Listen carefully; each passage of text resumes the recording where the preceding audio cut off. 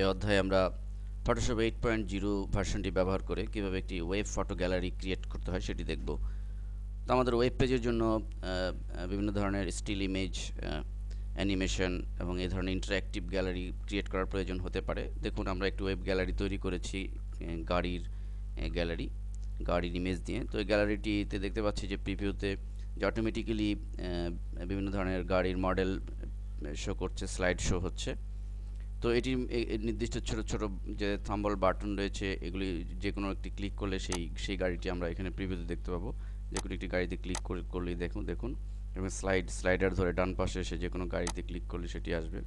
ঠিক একইভাবে এই যেখানে ডানে এবং বাঁয়ে যে বাটন রয়েছে, এই ডানের বাটনের মাধ্যমে ঠিক ডানের যে গাড়িটি রয়েছে সেটি প্রিভিউতে আসবে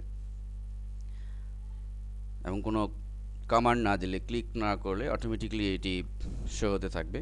তো দেখুন এই ধরনের চমৎকার একটি গ্যালারি খুব অল্প সময়ে ফটোশপ 8 অটোমেটিক্যালি জেনারেট করে আপনাকে ক্রিয়েট করে দিবে।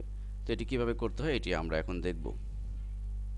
তো এটি করার জন্য প্রথমে আমাদেরকে ফাইল মেনুর অটোমেট এই অটোমেটিক ক্লিক করে ডান পাশে sub menu web photo gallery এই অপশনটিতে ক্লিক করতে হবে। তো এখানে আমাদের যে সাইট রয়েছে, এই সাইটের স্টাইল বক্সে ক্লিক করে আমাদের যে কোনো স্টাইল আমরা নির্বাচন করতে পারি। সাপোজ এই প্রথম সেন্টার্ড ফ্রেম, এটি নির্বাচন করলে আমরা ডান দিকে প্রিভিউতে দেখতে পাচ্ছি এই স্টাইলটি। ঠিক তারপরের যেটি রয়েছে সেটি যদি নির্বাচন করি তাহলে এখানে আমরা দেখতে পাবো। তো এখানে যে কোনো স্টাইল আমরা নির্বাচন করে দেখব যে কোনটি আমার পছন্দ। তো আমরা হরিজন্টালি স্লাইড শো নির্বাচন করলাম।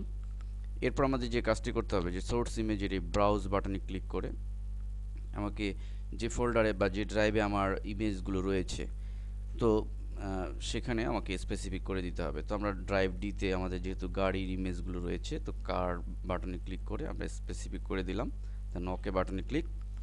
এরপর আমাদের ডেস্টিনেশন যে ফোল্ডার বাটনটি রয়েছে এটিতে ক্লিক করে যে আমরা এই গ্যালারিটি ক্রিয়েট কোথায় করব সেটি আমাদের স্পেসিফিক করতে হবে। তো আমরা এখানে চঞ্চল এফ এই ড্রাইভটিতে ক্লিক করে আমরা একটি নতুন ফোল্ডার ক্রিয়েট করতে পারি। সাপোজ আমরা এখানে নাম দিলাম যে কার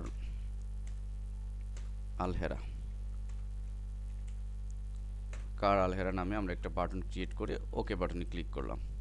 অ্যান্ড দেন সবশেষে আমাদের ওকে বাটনে ক্লিক করলেই দেখুন ফটোশপ অটোমেটিক্যালি জেনারেট করে সবগুলো ইমেজ নিয়ে একটি গ্যালারি ক্রিয়েট করছে।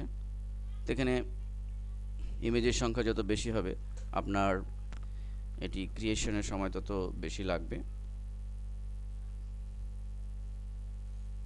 তো দেখুন একটি ফটো গ্যালারি অলরেডি তৈরি হয়েছে। এখন আমরা দেখতে পাচ্ছি প্রিভিউতে অটোমেটিক্যালি স্লাইড শো হচ্ছে কোনো কমান্ড ব্যতিরেকেই, এবং আমি ইচ্ছে মতো এই যে নিচের বাটনে ক্লিক করে যে কোনো গাড়িতে ক্লিক করে সেটি প্রিভিউতে দেখতে পাবো। ঠিক একইভাবে এই সমস্ত বাটনে ডান বাটনে ক্লিক করে ডানের ইমেজে যেতে পারবো, বায়ের বাটনে ক্লিক করে বায়ের বাটনে। তো খুব অল্প সময়ে এই ধরনের ইন্টারঅ্যাক্টিভ গ্যালারি তৈরি করে আপনি আপনার ওয়েবসাইটে আপনি ইউজ করতে পারেন। তো এটি ওয়েবসাইটে ইউজের জন্য আমাদের এখন যে কাজটি করতে হবে, ফাইল মেনুতে ক্লিক করে এটি সেভ দিতে হবে। ফাইল মেনু সেভ অ্যাজে ক্লিক করে আপনার নির্দিষ্ট ড্রাইভে যেখানে আপনি রাখতে চান, ধরি আমরা ডি ড্রাইভে রাখলাম, তো ফাইল নেমে যে কোনো একটি নাম দিয়ে আমরা সেভ বাটনে ক্লিক করব। তো এভাবে আমরা ফটোশপ 8.0 ইউজ করে একটি চমৎকার ফটো গ্যালারি ক্রিয়েট করতে পারি ওয়েবসাইটের জন্য। ধন্যবাদ।